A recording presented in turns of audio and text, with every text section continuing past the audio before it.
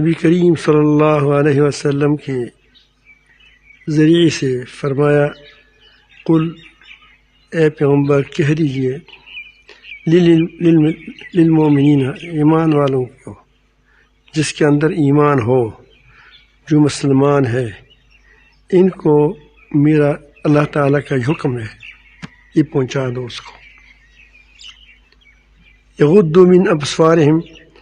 کہ اپنی آنکھوں کو نگاہوں کو نیچے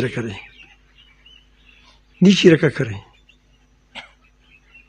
بازاروں میں جائیں ایسی جگہ ہوں کہ جہاں